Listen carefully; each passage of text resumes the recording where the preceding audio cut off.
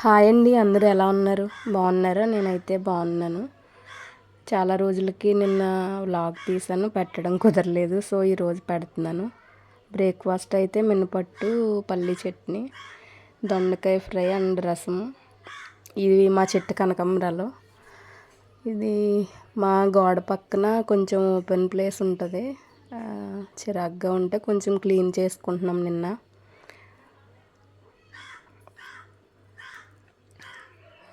అదే టేకు చెట్టు అంటారు కదా, ఆ టేకాకులు ఎక్కువగా రాలిపోయి అది కొంచెం చిరాగ్గా ఉంటే క్లీన్ చేసుకున్నాం. మా పాప హాయ్ చెప్తుంది.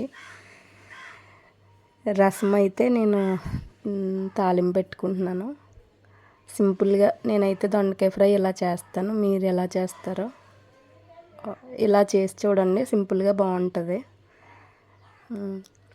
ఆయిల్ వేసుకున్న తర్వాత కొంచెం జీలకర్ర, ఆవాలు, కొంచెం కరివేపాకు వేసేసి కొన్ని ఆనియన్స్ ఎక్కువ ఎందుకు అంటారో కానీ బాగుంటుంది వేసుకుంటే. కొంతసేపు మగ్గిపోయిన తర్వాత మూత అయితే పెట్టకూడదు ఎక్కువగా. మూత పెడితే ఏంటంటే అవి ఉడికిపోతాయి. వెజిటబుల్స్ ఏవైనా సరే మనం ఫ్రైగా చేసుకున్నప్పుడు ఎప్పుడు కూడా మూత పెట్టుకోకూడదు. అంటే నాకు తెలిసిన టిప్ ఏదో చెప్తున్నాను చిన్నగా. ఇంక ఇంటి పని అంతా రొటీనే కదా, మా అందరూ చేసుకునేదే. నేను ఏదో చూపెడుతున్నాను. ఇల్లు అయితే తుడుచుకుంటున్నాను. ఈరోజు మా పాప ఇంటి దగ్గరే ఉంది. అంగన్వాడీకి వెళ్తుంది. ఇంకా స్కూల్లో అయితే జాయిన్ చేయించలేదు.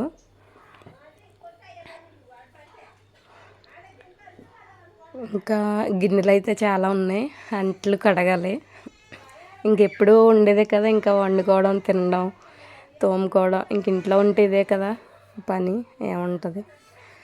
కొంచెం మగ్గిపోయిన తర్వాత లిటిల్ బిట్ లైట్గా పసుపు వేసుకుని మగ్గిపోయిన తర్వాత ఇంక లాస్ట్ ఫ్రై అవుతుందనగా కొంచెం సాల్ట్, కారం వేసుకోవాలి. ఫస్ట్ వేసుకోకూడదు, ఎందుకంటే ఉప్పు ఎక్కువ పట్టేస్తుంది.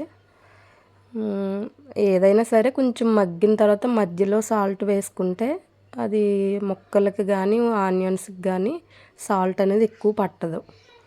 ఇది కూడా ఒక చిన్న టిప్పు.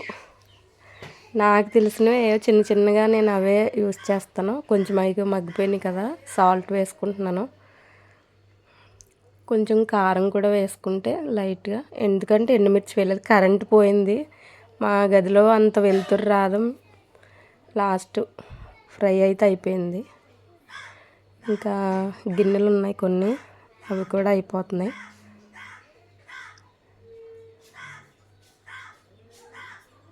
గిన్నెలు అయితే క్లీన్ చేసేసుకున్నాను. మా పాప అరుస్తుంది. బియ్యం అయితే మేము బస్తాలు ధాన్యం ఆడించుకుంటాం. ధాన్యం అయితే కొనుక్కుంటాం బయట. బియ్యం ఇలా వేరే సపరేట్గా ఒక బకెట్లోకి ఏరుకొని పక్కన పెట్టుకుంటున్నాం. మా చెట్టు కనకాంబరాలు. చింతపండు అయితే మా ఇంటి పక్కన ఒక అమ్మాయి ఇక్క తీయమంది. మాకు వర్షం పడింది నిన్న అయితే. చూడండి, వర్షం పడిన తర్వాత ఇలా ఉంది. తుడిచిన తర్వాత ఈవినింగ్ బట్టలు అయితే ఉతికి డిన్నర్లోకి ఫ్రైడ్ రైస్ చేశాను.